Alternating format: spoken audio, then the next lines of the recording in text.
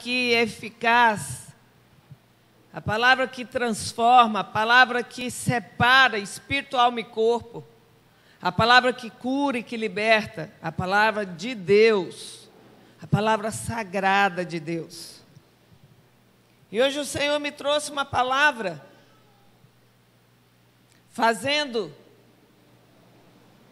mostrando a diferença que às vezes nós confundimos entre liberdade e livre-arbítrio.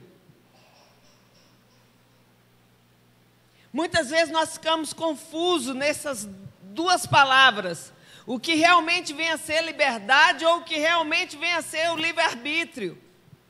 Porque, queridos, nesse mundo, nós vemos todas as pessoas a correrem atrás daquilo que elas acham que é prazeroso, do que é gostoso, do que vai causar algum contentamento, alguma alegria. Isso é comum a todos nós. Todos nós queremos ser felizes. Todos nós queremos andar com alegria. E existem coisas que trazem essa alegria para nós. Então, nós vivemos a correr atrás dessas coisas. Mas aí a gente conhece o Senhor Jesus e começa a ficar meio confuso nisso. Até quando eu tenho que correr atrás disso? Ou até quando Deus é que vai trazer para mim?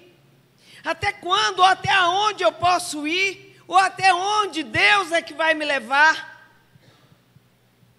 Então nós vimos também, sabe, pessoas aí no mundo, pessoas dentro da igreja, frustrados, porque correram tanto atrás dessa alegria e não encontraram. E vimos também outros tantos, até mesmo com depressão, pelo fato de já não terem mais alegria em coisa alguma, porque buscaram tanto em tantos lugares. Pessoas que antes de se converterem foram em tantos lugares, em tantas igrejas, em tantos lugares que falavam: olha, vai lá, porque lá a tua vida vai consertar. Olha, vai lá, porque lá existe uma mandinga, existe um jeito que vai dar jeito na sua vida. Quantos de nós fomos atrás dessas coisas, pensando que essas coisas iriam trazer uma alegria, iriam trazer uma felicidade, iriam mudar a nossa vida, iriam acabar de vez com os nossos problemas, com as nossas insatisfações? O mundo cobra de nós isso. O mundo exige, não apenas dos cristãos, queridos, de todos, que todos sejam o quê? Contentes, felizes, alegres. E por isso, irmãos,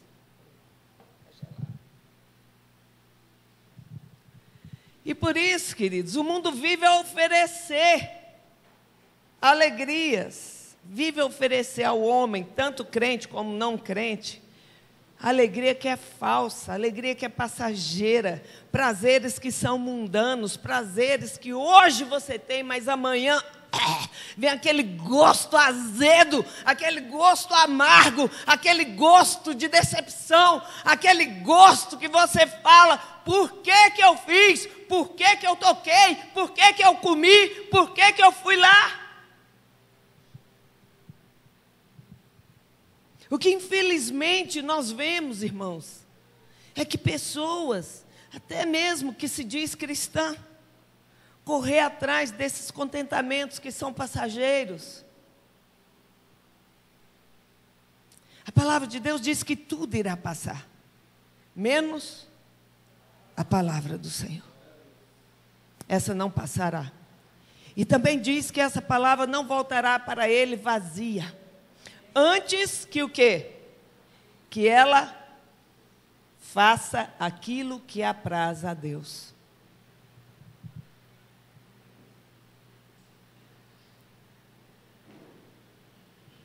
Todos nós desejamos viver felizes, viver contentes, mas eu quero dizer algo bem sério para você. Diz junto comigo: a alegria sem fundamento é apenas folia. Passa logo. Quem aqui já fez folia? Nossa. Não é forte? Folia não é algo forte. Não é algo que você pensa que você vai se acabar ali de tanta alegria, de tanto prazer. Mas na hora que acaba, acabou. É como fumaça. Passou. Passa logo. Então, irmãos, até a nossa alegria tem que ser fundamentada na nossa fé e no temor de Deus. Abra a tua palavra em Provérbios 23.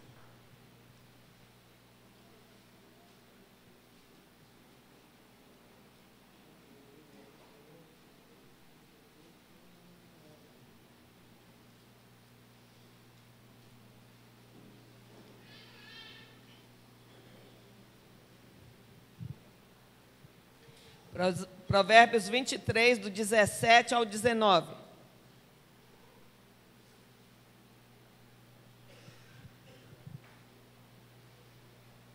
Diz assim: não tenha o teu coração inveja dos pecadores. Antes, no temor do Senhor, perseverarás todo dia. Aqui está falando algumas vezes? Todo dia, porque deveras haverá bom futuro, não será frustrada a tua esperança. Ouve, filho meu, e sê sábio, guia retamente no caminho o teu coração. Então aqui, ele está dizendo o quê? Primeira coisa, para você não ter inveja dos pecadores no teu coração.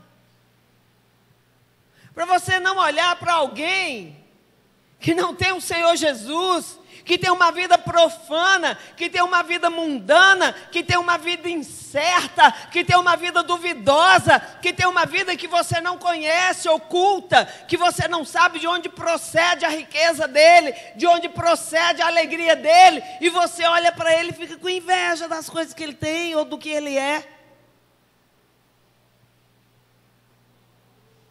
A palavra está falando para nós não termos inveja no nosso coração daqueles que são pecadores. E diz mais, para nós perseverarmos no temor do Senhor todo dia. Porque se a gente ficar distraído, queridos, a gente faz coisas sem temer a Deus, não é verdade? O dia que você está mais distraído é o dia que você corre o grande risco de pecar, ou de fazer coisas que talvez você não faria se você tivesse acordado e pensado mais no Senhor do que em si mesmo. Na Bíblia nós vemos pelo menos 2 exemplos, que são os 2 que eu estou querendo citar hoje aqui. Um que buscou o contentamento sem o temor de Deus. E outro que buscou a mesma coisa, buscou também o contentamento, mas com a força do seu braço. Lucas 15.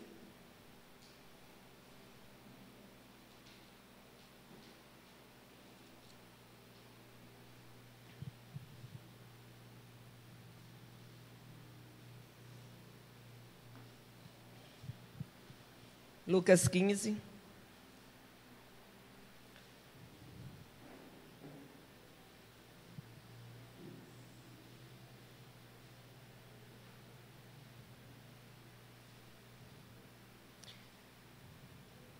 Do 11 ao 24. Certo homem tinha 2 filhos. O mais moço deles disse ao pai: Pai, dá-me a parte dos bens que me cabe.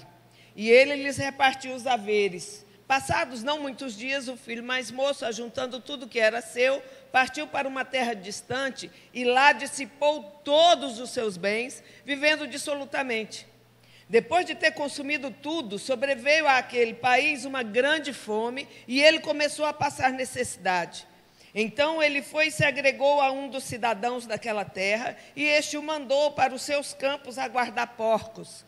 Ali desejava ele fartar-se das alfarrobas que os porcos comiam, mas ninguém lhe dava nada. Então, caindo em si, disse: Quantos trabalhadores de meu pai têm pão com fartura e eu aqui morro de fome? Levantar-me-ei e irei ter com meu pai, e lhe direi: Pai, pequei contra o céu e diante de ti. Já não sou digno de ser chamado teu filho. Trata-me como um dos teus trabalhadores. E levantando-se, foi para o seu pai. Vinha ele ainda longe quando seu pai o avistou e, compadecido dele, correndo, o abraçou e beijou. E o filho lhe disse: Pai, pequei contra o céu e diante de ti. Já não sou digno de ser chamado teu filho. O pai, porém, disse aos seus servos: Trazei depressa a melhor roupa, vestiu. Ponde-lhe um anel no dedo e sandálias nos pés. Trazei também e matai o novilho cevado. Comamos e regozijemo-nos, porque este meu filho estava morto e reviveu.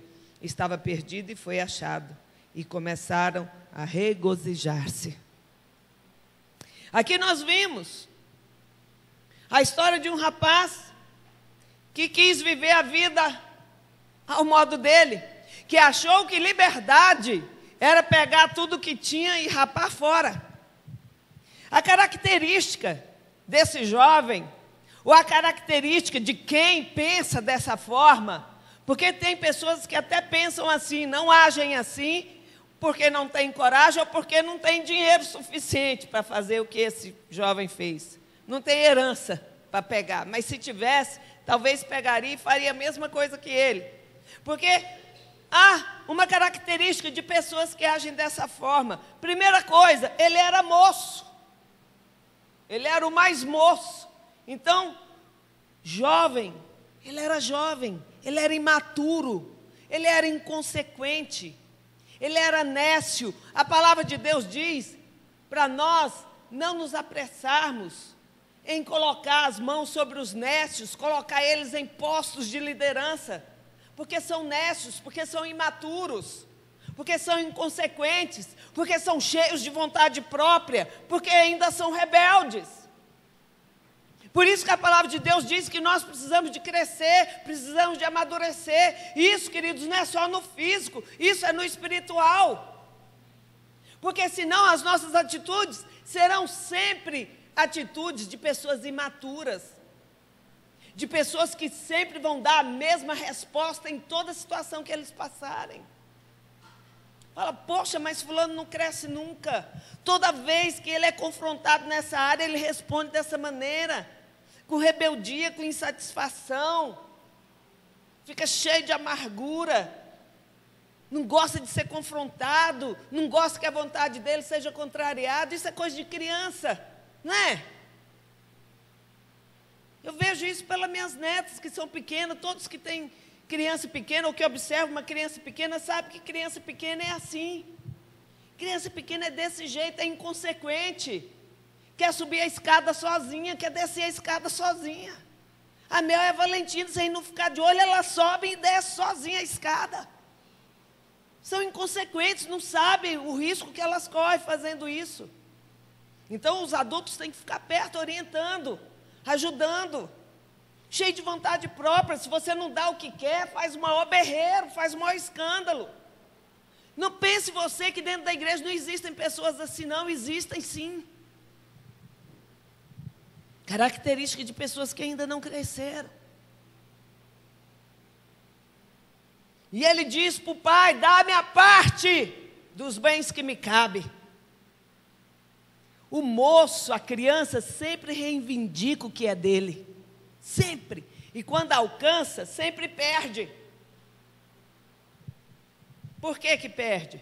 Porque não tem maturidade suficiente para administrar nada. Nós sabemos que até os brinquedos são próprios para as idades. Se você der um brinquedo para uma criança de 10 anos, para uma de 1 ano, o que ela vai fazer? Vai quebrar o brinquedo.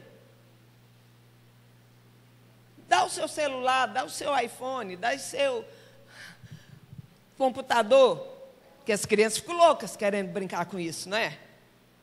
Ficam doidas querendo brincar. Elas podem até aprender a passar o dedinho ali. A Mel já aprendeu, a Valentina sabe apertar o botãozinho lá do computador, mas deixa lá com ela, sem você ficar perto vigiando, o que vai acontecer? Então, irmãos, criança fica reivindicando, sempre quer, sempre quer mais. E quando tem, não sabe valorizar, não consegue administrar, porque é um mau administrador. Porque é menino, porque ainda não cresceu. Por isso que Paulo diz, quando eu era menino, eu falava como menino, agia como menino, mas agora eu desisti das coisas de menino. Então, você tem que desistir de ser menino, você tem que crescer. Isso está em 1 Coríntios 13, 11. É você que tem que desistir, querido.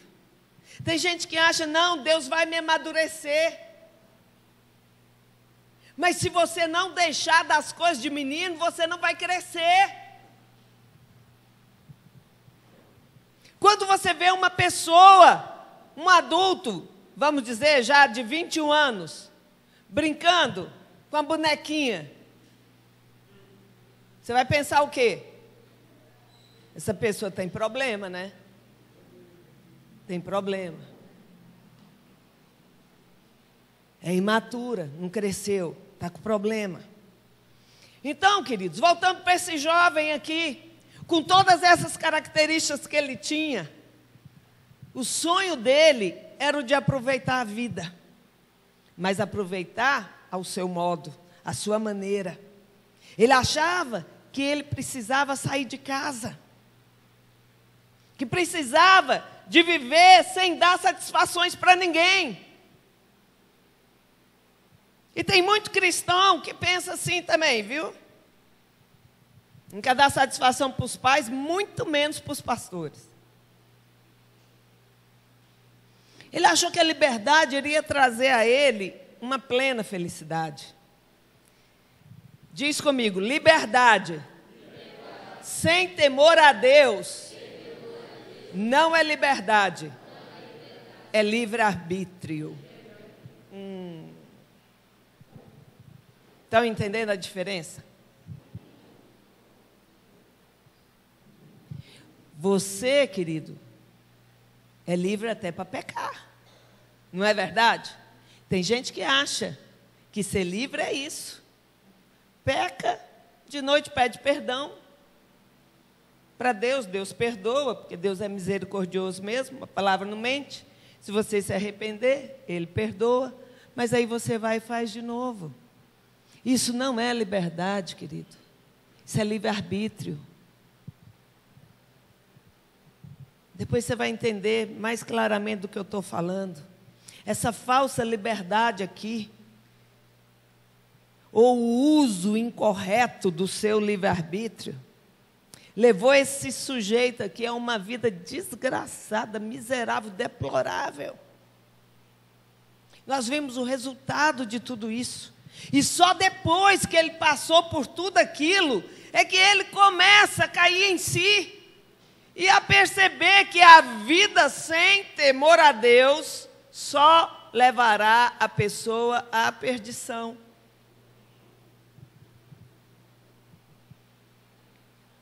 Aí, ele começa a perceber que a liberdade que ele precisa é a da casa do Pai. A liberdade que ele precisa é ao lado do papai. Por quê, irmãos? Porque só lá na casa do Pai é que ele via que tinha dignidade e amor. Só lá na casa do Pai que ele via que o tratamento que o Pai dava não era nem aos filhos, aos empregados, era um tratamento com dignidade. Porque ele falou, na casa do meu Pai, nenhum dos seus empregados passam fome. Eles comem à mesa. E eu aqui a morrer de fome. Ele sabia que na casa do pai dele havia dignidade, havia amor. Então ele faz a escolha certa. E ele começa a refletir sobre isso e começa a agir. Ele se levanta. Porque não adianta, querido, você só reconhecer. Você tem que tomar atitude. Diz para o seu irmão, não basta reconhecer. Tem que tomar a atitude certa. Então, ele faz a escolha certa de voltar à casa do pai e a se sujeitar ao pai. Então, ele se levanta e faz o caminho de volta. O caminho de volta sempre é o caminho do arrependimento, queridos. Não pensa você que quando você vai retroceder em alguma coisa, você está perdendo. Se você está retrocedendo por remorso, por orgulho ou por qualquer outra coisa, você já perdeu, querido, antes de retroceder. Mas se você está retrocedendo porque você reconhece que o caminho que você seguiu estava errado e que agora você vai tomar o caminho certo, com arrependimento e para pedir perdão, porque ele falou que ele iria lá falar o que para o pai? Pai, pequei contra os céus e contra ti. Já não sou digno de ser chamado teu filho. Me trata apenas como um dos teus trabalhadores. Então, irmãos, quando ele percebe que tudo que ele fez na vida o levou a perder a dignidade de filho, ele pede para o pai tratá-lo apenas como um dos empregados, porque ele sabia que na casa do pai, até os empregados ou os servos são livres. Quem está me entendendo? No mundo, querido, nós somos escravos. Quem está no mundo é escravo ou não é? O que a Bíblia diz? São escravos do quê? Do pecado. Então, quem está no mundo é escravo do pecado. Nós estávamos no mundo, nós éramos escravos do pecado. Mas o Senhor nos libertou da escravidão, do pecado e da morte. Nós já não estamos mais debaixo da lei, sim debaixo da graça. Porque fomos alcançados pela misericórdia de Deus. Mas só que existe um fato, querido. Nós somos chamados para a liberdade. Onde há o Espírito de Deus, aí há liberdade. Conhecereis o Filho e o Filho vos libertará. Conhecereis a verdade e a verdade vos libertará. A verdade é Jesus. Só que existe um fato. Eu sou livre. E porque eu sou livre, espontaneamente, eu agora me coloco como servo de Jesus. Essa é a liberdade que o Senhor espera de nós. Porque na casa do Pai, nós somos livres. Filho, não fica se enganando com as coisas do mundo, porque o mundo te escraviza. Se você voltar a tocar em qualquer coisinha lá do mundo, você vai ficar escravo dele de novo. Se você antes era escravo da bebida e se converteu, fala, não, eu vou beber só um golinho. O que acontece? Toma uma garrafa toda. Porque o mundo escraviza. Não, eu vou entrar para jogar o baralho no Orkut. Só mais um pouquinho. É pecado jogar baralho lá no computador?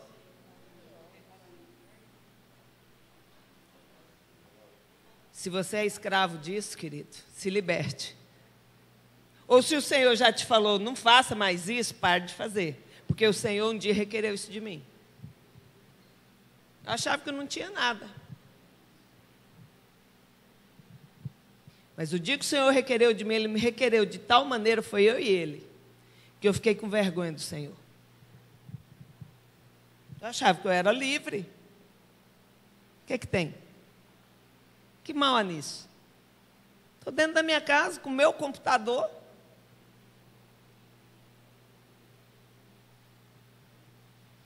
Irmãos, saiba disso. E não confunda liberdade com livre-arbítrio. A liberdade é do Espírito. É aquela que o Espírito te leva a fazer ou não fazer. Por isso nós somos livres, porque é o Espírito. Por isso nós não somos mais condenados quando nós fazemos pelo Espírito. Então em mim já não há mais condenação, porque o que eu estou fazendo é o que o Espírito está me mandando fazer. Mas se eu uso o meu livre-arbítrio, aí o negócio muda de figura. Porque geralmente, queridos, quando nós usamos o livre-arbítrio, acabou o temor. Acabou o temor.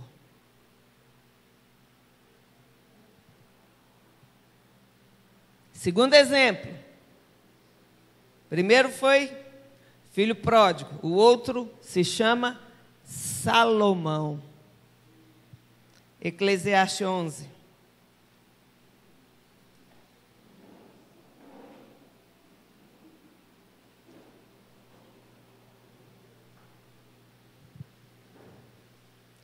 Levanta, Manuel, fica em pé ali, senão eu vou te socar esse microfone na testa.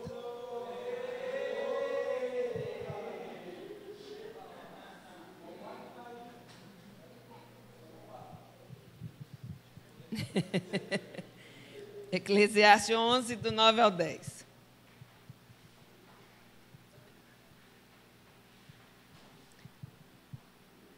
Alegra-te, jovem, na tua juventude, e recreie-se o teu coração nos dias da tua mocidade.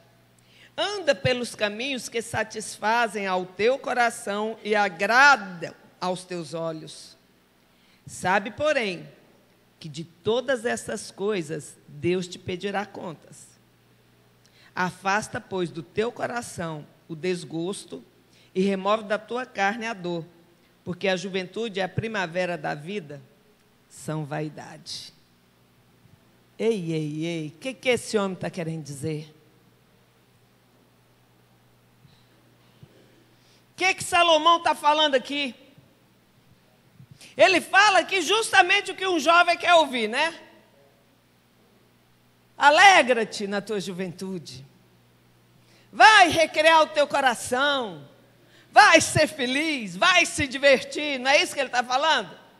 Nos dias da tua mocidade. Vai pelos caminhos que satisfazem o teu coração, que agrada aos teus olhos. Olhou, gostou, corre atrás. Não é isso que ele está falando? Aí ele dá um breque. Ele diz, sabe, porém, que de todas estas coisas, Deus te pedirá conta. Diz para o teu irmão aí do lado, sabe, porém, que de todas essas coisas, Deus te pedirá contas. Então Salomão está falando aqui tudo que um jovem quer ouvir. Sou jovem, muitos falam isso. Sou jovem e tenho que desfrutar a minha vida de jovem, porque a juventude passa rápido. Passa rápido.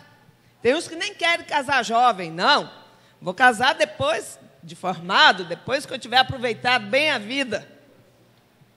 Como o pastor Beni às vezes fala, depois que já estiver quase podre, aí casa. Tem uns que não só amadurecem, não. Espera ficar um pouco podre para poder tomar uma atitude. Mas, irmãos, nesse texto aqui, presta atenção, Salomão desafia o jovem a largar tudo e gozar a sua vida, buscando à sua maneira o prazer, visto que a juventude passa rápido.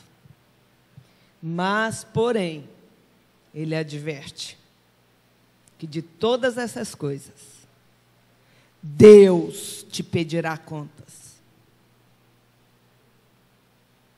Se ele está falando isso, é porque Deus já havia pedido conta para ele de todas essas coisas.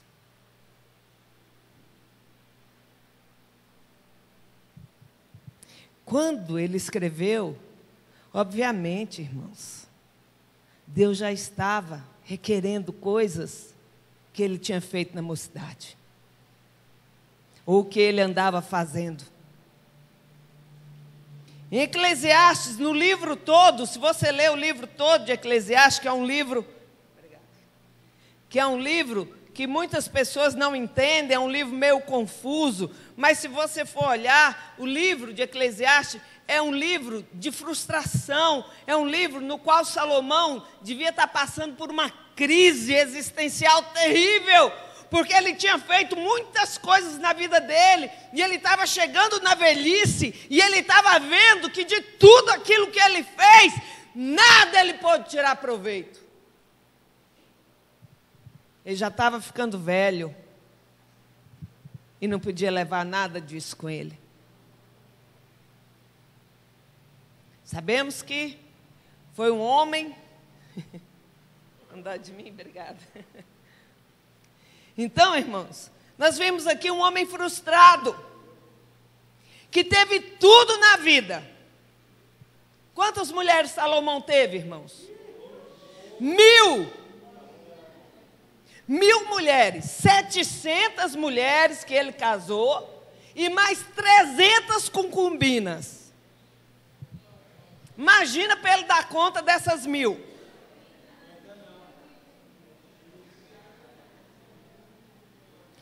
Ele era um homem que conhecia prazer ou não?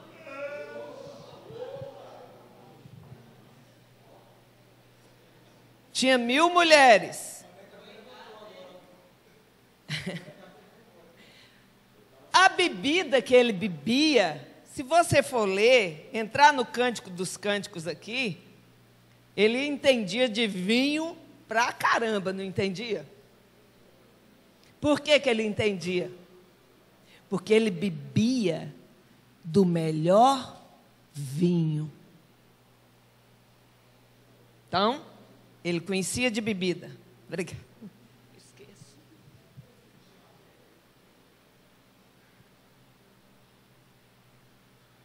Ele conhecia de bebida. Dinheiro. A Bíblia diz que ele era o mais rico. A rainha Batseba, Sabá, como que é? Rainha de Sabá. Era uma das mais ricas. Ela foi lá para conhecer Salomão.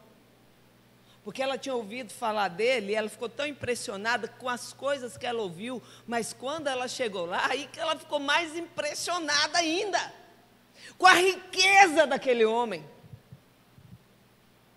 Os palácios que Salomão construiu.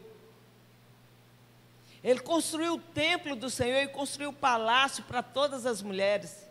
Então, se ele teve 700 mulheres, no mínimo 700 palácios.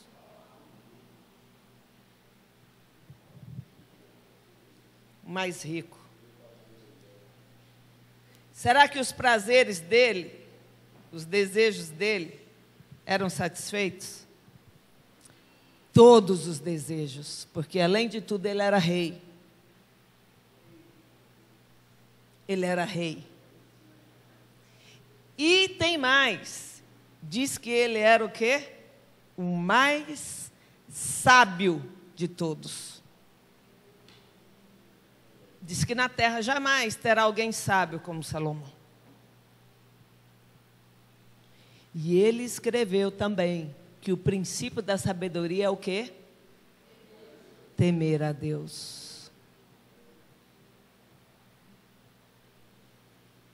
Ele chega a essa conclusão, queridos, que não adianta ter nada dessas coisas. Porque se a gente for olhar aqui, não, Salomão era para ser feliz demais da vida, não era não? Vocês, homens, com 1000 mulheres.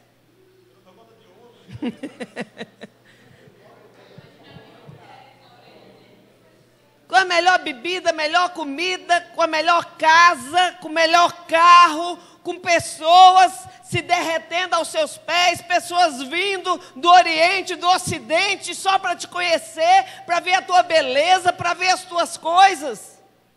Você acha que isso é felicidade? Você acha que isso é contentamento, é alegria? Ter todas essas coisas? Então, por que às vezes nós nos apegamos nisso? Por que às vezes nós achamos que só seremos felizes se tudo nos for bem financeiramente? Que, infelizmente, o que mais pega é esse lado financeiro. É ou não é, queridos? Fala a verdade, não é? Apesar de tudo isso, irmãos, Salomão viu que tudo que ele havia alcançado, tudo que ele havia conquistado na vida, era vaidade. Ele percebeu que passou a sua vida inteira correndo atrás do vento. Quer ver? Olha aí, no 12, do 1 ao 8. Lembra-te do teu Criador nos dias da tua mocidade, antes que venham os maus dias e cheguem os anos dos quais dirás. Olha que ele já está mudando a conversa.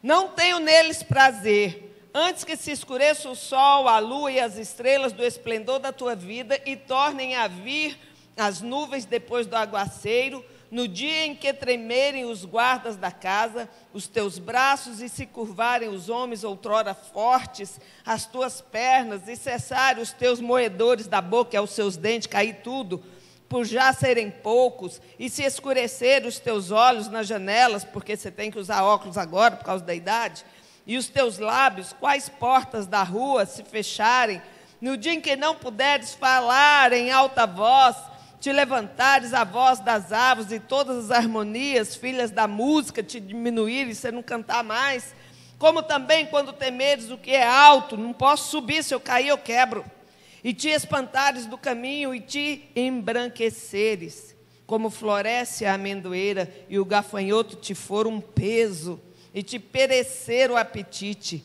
porque vais à casa eterna, vai morrer mesmo, e os pranteadores andem rodeando pela praça, antes que se rompa o fio da prata e se despedace o copo de ouro e se quebre o cântaro junto à fonte e se desfaça a roda junto ao poço e o pó volte à terra como era e o espírito volte a Deus que o deu. Vaidade de vaidade, diz o pregador, tudo é vaidade.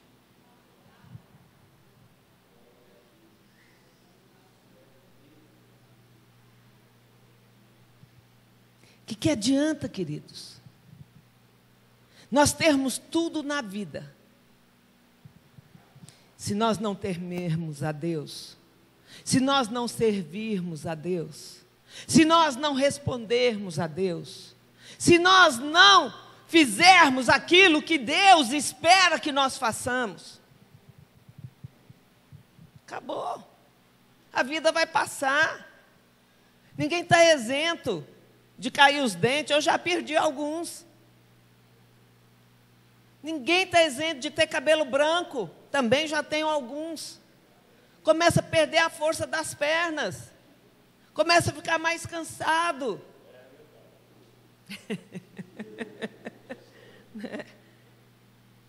E aí, queridos? Você olha para trás e você fala, nossa, aqueles dias de outrora que eram bons. Ou você olha para frente e fala, Senhor, estou indo encontrar contigo. Senhor, estou indo. O meu corpo é pó e por pó tornará, mas o meu espírito é teu e irá encontrar contigo.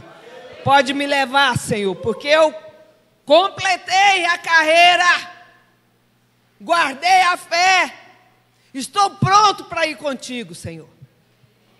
Porque o resto, querido, é vaidade, vai ficar. Vai ficar. Depois que o jovem perde toda a juventude, perde a força, perde o prazer, o que ele terá para servir a Deus? Apenas canseiro e enfado. Mas eu quero dizer algo, canseiro e enfado é o que o jovem faz hoje. Você já tentou correr atrás do vento? Já tentou? Por quê? Você acha que o vento corre mais do que você? E se você correr atrás do vento, vão pensar que você está doido. Mas você já tentou correr atrás do vento? Correr atrás do vento vai dar um cansaço, não vai? É canseiro e enfado, irmãos, correr atrás do vento. Jovem, tem coisas que você está correndo atrás aí, ó, que só vai te dar canseira. Que só vai enfadar mais ainda a tua vida. Faça da tua vida, querido,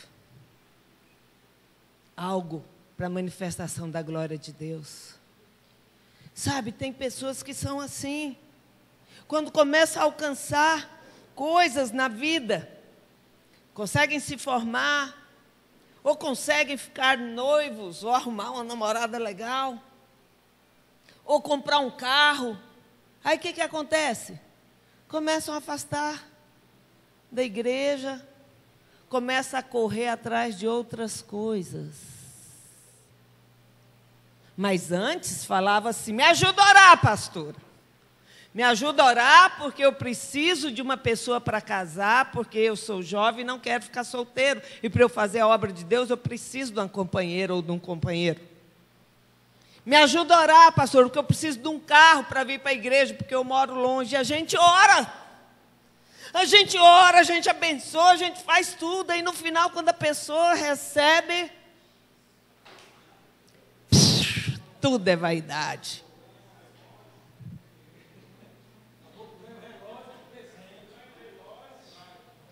Ganha o relógio, nem agradece e some. Brincadeira, irmãos. Esquece isso, desgrava isso. Então, queridos, o prazer da vida sem o temor de Deus é vão.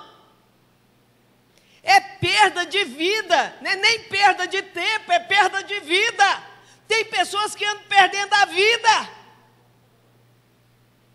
porque vive correndo atrás de prazer, e cada dia vai viver menos. É correr atrás do vento, é se cansar. E quando a euforia passar, vai ver que não restou quase nada.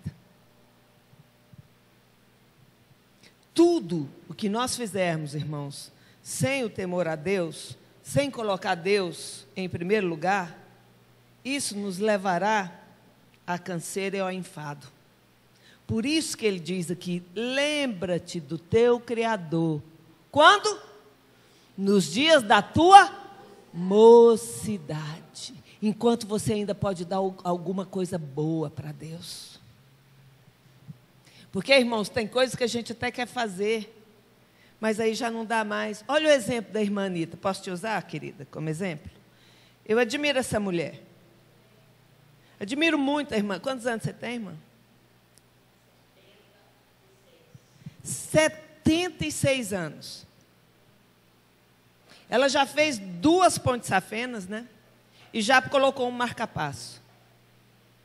E eu vejo essa mulher chorar, porque ela quer ter saúde e força para fazer a obra de Deus. Mas a idade dela impede ela de fazer muitas coisas.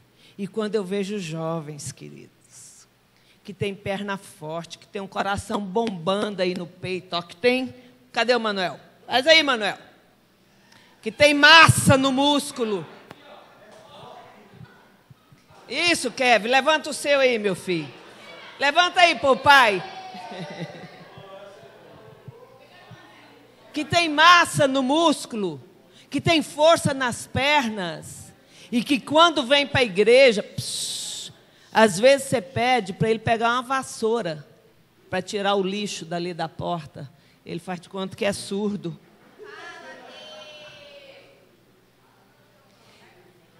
É preciso você ficar pedindo. Por quê? Porque não considera, ou não considera que a igreja é a casa dele, ou acha que tem pessoas que têm que fazer esse serviço para ele. Ó, a pastora Vanessa está dizendo aqui, que ela já pediu e a pessoa respondeu: faz você, pastora.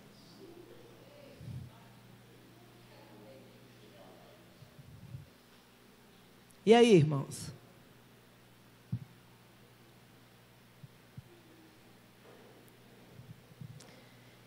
Queridos, enquanto você tem força, enquanto você tem alegria, enquanto você pode, invista a sua vida em alguma coisa para Deus, não apenas lá no mundo. Sabe, muitos dão para o mundo o melhor. O melhor do tempo, não, pastor, eu não posso, não põe eu para fazer isso, porque eu tenho que estudar para a faculdade. Fica até de madrugada estudando. Não estou falando que você não tem que estudar, me entenda. Mas às vezes a gente pede 1 hora para vir. A gente pede para vir no domingo, queridos, gastar 2 horas só para ouvir um curso que é necessário. E a pessoa não vem. A grande maioria não vem. Fala nisso, próximo domingo acaba esse curso de autoridade e submissão. Vencedores são aqueles que conseguiram até o fim. Porque a grande maioria parou no meio do caminho. Sabe por quê? Porque estão correndo atrás de outras coisas. Porque estão dando o melhor para outras coisas, para outras pessoas e não para Deus.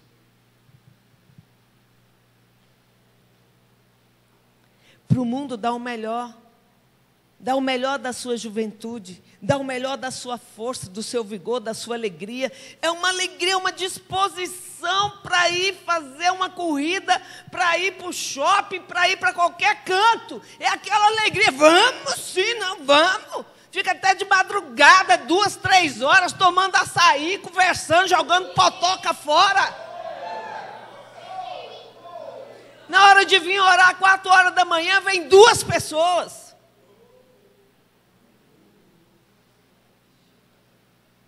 Irmãos, essa é a realidade da igreja. Da nossa igreja. Estou falando de ninguém, não, estou falando de nós.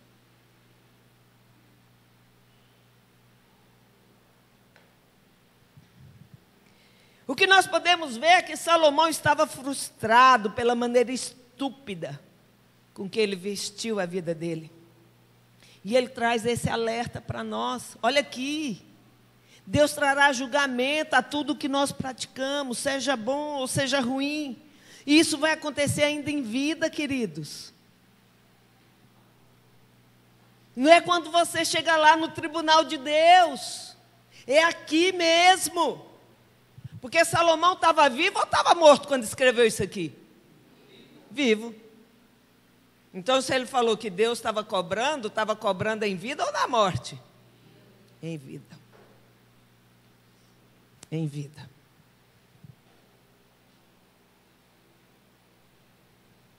Vamos encerrar com Filipenses 4.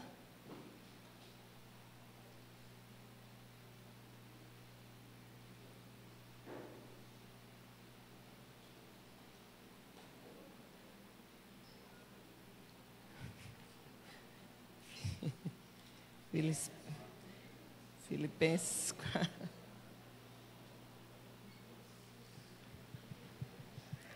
Do 10 ao 13, ao 14. Alegrei-me sobremaneira no Senhor, porque agora, uma vez mais, renovastes a meu favor o vosso cuidado, o qual também já tinhais antes, mas vos faltava oportunidade. Digo isto não por causa da pobreza, porque aprendi a viver contente em toda e qualquer situação. Tanto sei estar humilhado, como também ser honrado. De tudo e em todas as circunstâncias, já tenho experiência, tanto de fartura como de fome, assim de abundância como de escassez. Tudo posso naquele que me fortalece. Todavia, fizestes bem, associando-vos na minha tribulação. Nós podemos ver na vida de Paulo um grande exemplo a respeito de prazer, do que é contentamento, do que é desfrutar a vida com alegria. O que Neemias queria dizer quando ele falou que a alegria do Senhor é a nossa força. Paulo, quando diz tudo posso naquele que me fortalece, ele diz que é só quando as coisas estão boas ou quando estão ruins também.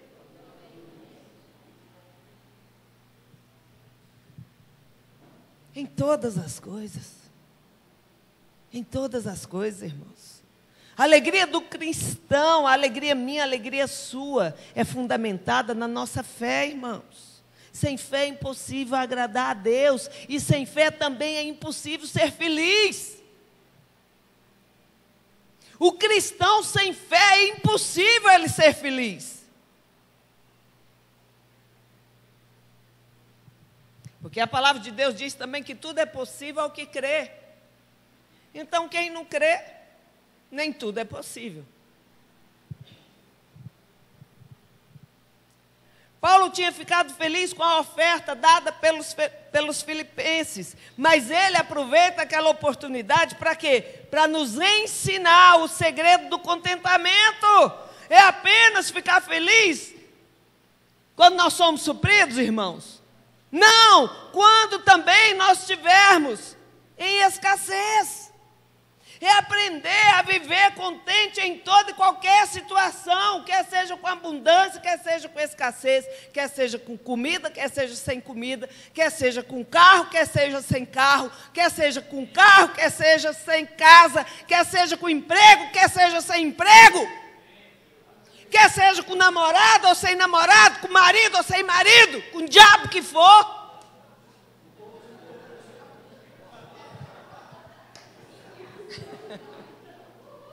A maranhense baixou aqui agora.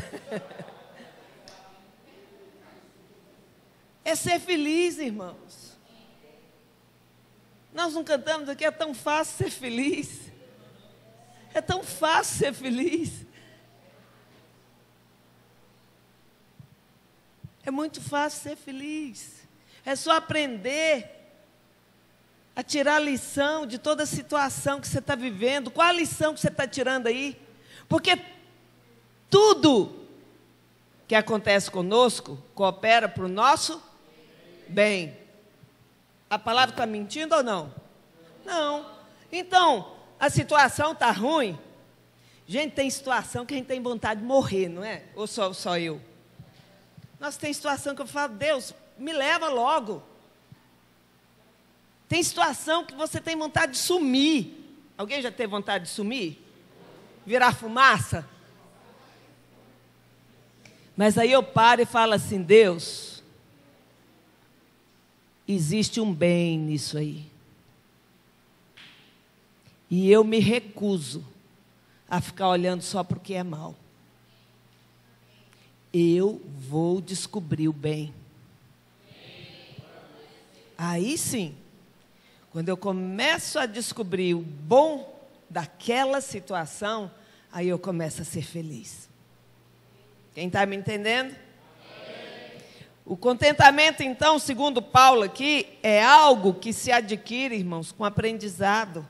Não aprendizado de sala de aula, ou com uma fórmula mágica, como eu sempre falo, pessoas querem que Deus seja mágico e plim, muda a sua vida da noite para o dia, aparece 1 milhão na sua conta bancária. Tem irmãos que vai, eu estou precisando de 100 reais e corre lá na conta, Deus, passa a noite inteira pedindo, Deus, põe 100 reais lá na minha conta, e acha que vai chegar lá, vai abrir, plim, em vez de 100 tem 1 milhão.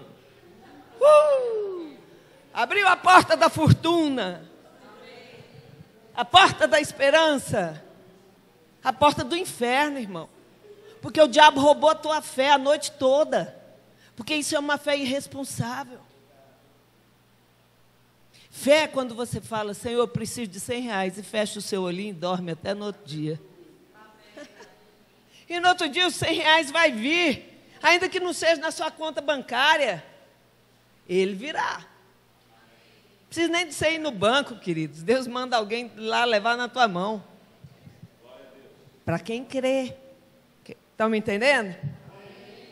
Então, irmãos, nós temos que aprender a ter uma vida de fé. Isso só acontece, irmãos, com a atuação de Deus na vida do homem, através de um relacionamento cotidiano profundo com Deus. E para eu ter um relacionamento profundo com Deus, eu tenho que crer em tudo que Ele é. Eu tenho que crer em tudo que Ele diz. Porque se eu duvidar de qualquer coisinha que seja, eu perdi a fé. E perdi a bênção. E comecei a agir por conta própria.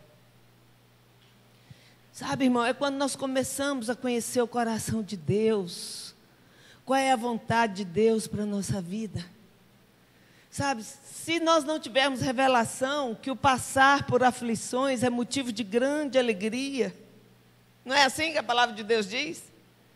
Motivo de grande alegria, e que os benefícios da tristeza são maiores do que as celebrações de alegria, por causa de seus valorosos resultados. Nós corremos o grande risco de vivermos tristes e deprimidos. Tiago 1, último agora. Agora é o último mesmo, irmãos. Tiago 1, para você entender o que eu estou falando. Tiago 1, do 2 ao 4. Meus irmãos, tende por motivo de toda alegria o passardes por várias provações, sabendo que a aprovação da vossa fé, uma vez confirmada, produz perseverança. Ora, a perseverança deve ter ação completa, para que sejais perfeitos e íntegros, em nada deficientes. Só a Zan falou amém.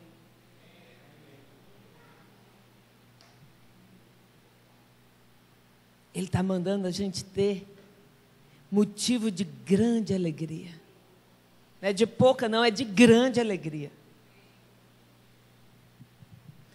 Estou passando, Senhor, o que o Senhor está querendo mudar em mim? Senhor, o que o Senhor está querendo que eu aprenda com essa situação? Sabe, irmãos, no momento de maior provação é que nós somos fortalecidos.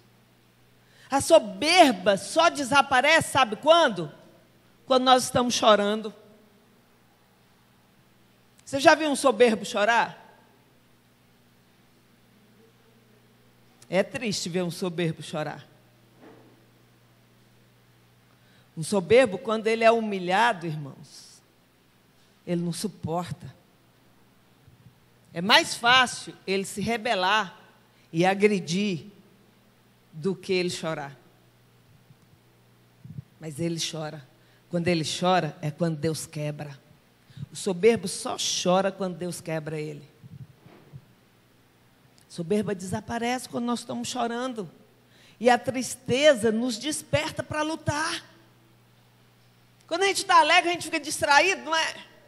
Quando a gente está alegre, está tudo bem, oba, tudo é festa, tudo é alegria. Mas quando a gente está triste, a gente quer lutar.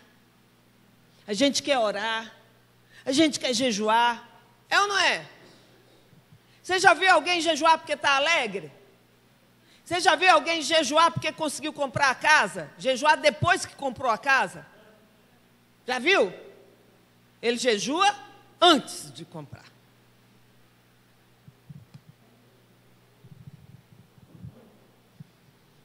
Então, irmãos, a luta perseverante nos traz integridade e uma nova alegria quando nós vencemos. Então, nós devemos viver chorando? Não, claro, de maneira nenhuma. O choro pode durar até uma noite, mas a alegria vem pela... Então, olha para o seu irmão, bem no olho dele, e diga isso para ele: o choro pode durar até uma noite, mas a alegria vem pela manhã. Amém? Quem crê nisso? Dê uma salva de palmas para Jesus.